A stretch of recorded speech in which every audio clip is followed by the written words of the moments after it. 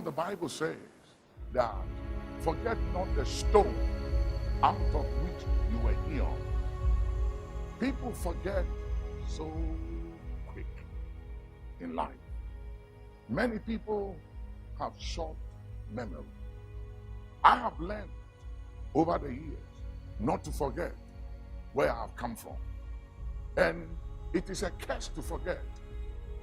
It is unrighteous to forget. The Bible says God is not unrighteous to forget your labor of love. When you forget those who have loved you, blessed you, helped you, advance your cause, when you forget them, you are unrighteous. But when you remember those who helped you and have loved you and cared for you, and you show gratitude, it gives you longevity. Gratitude gives longevity, and ingratitude will cut you short. So learn to be grateful. Learn to be thankful. Learn to remember. Don't forget where you came from. So many people in life forget the person who helped them. They forget those who connected them, gave them exposure, introduced them, took their hand, and took them somewhere. As soon as they arrive at the point in life, they think they've made it. In life, you can never hit the height of life till you get out of it. There's always room for improvement.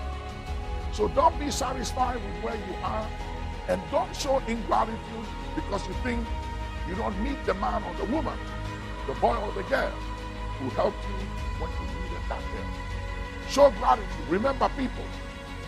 Help people. Learn to say thank you.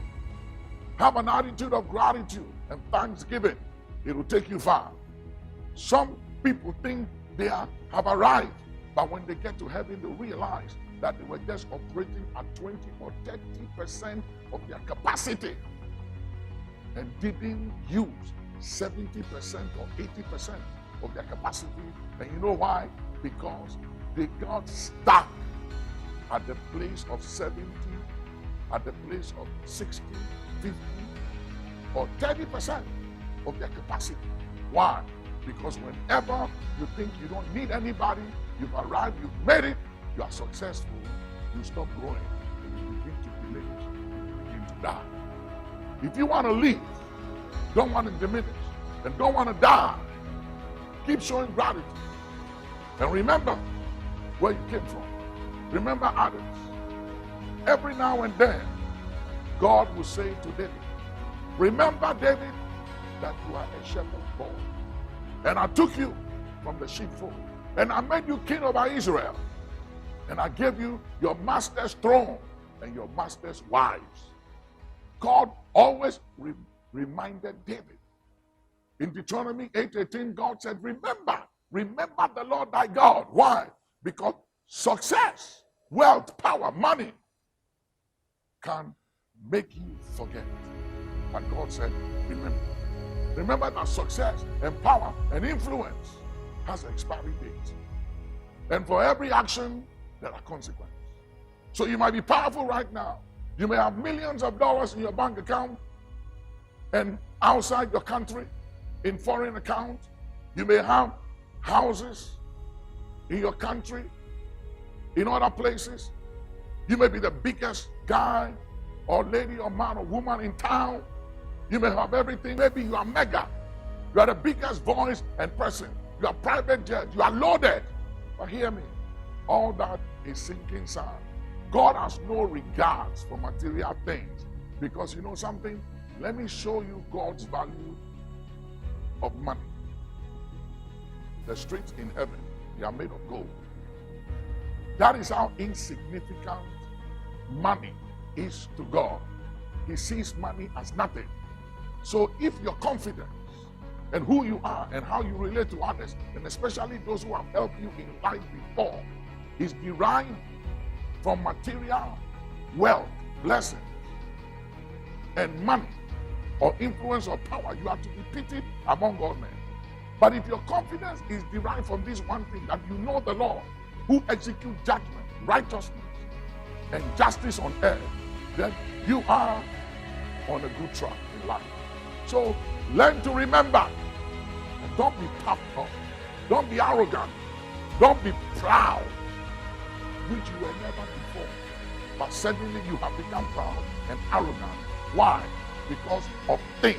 A man's life does not consist on the abundance of things that he possesses. So don't let things, don't let accolades, don't let events and relevance in life and access and influence make you go insane. Arrogance and pride is insanity. It's madness. Be wise, be sober, be vigilant. Your life does not consist on the abundance of things that you possess. If you think you are who you are because of the money you have in your bank account, or because of your success, or because of your achievements, you are deceiving yourself. You are a child, you are a kid. None of those things makes you who you are. You are who you are by the grace of God, outside of possessions, outside of material things. You are who you are by the grace of God. I am what I am by grace, not by money, not by buildings, not by investment, not by achievement, not by success, not by how big or large I am. I am who I am by the grace of God. The credit must go to the grace of God. Let's give God the credit, and let us not be anything outside of grace. And you will live long and you will go far. Remember, gratitude gives longevity. Ingratitude will cut you short. Show gratitude and live long.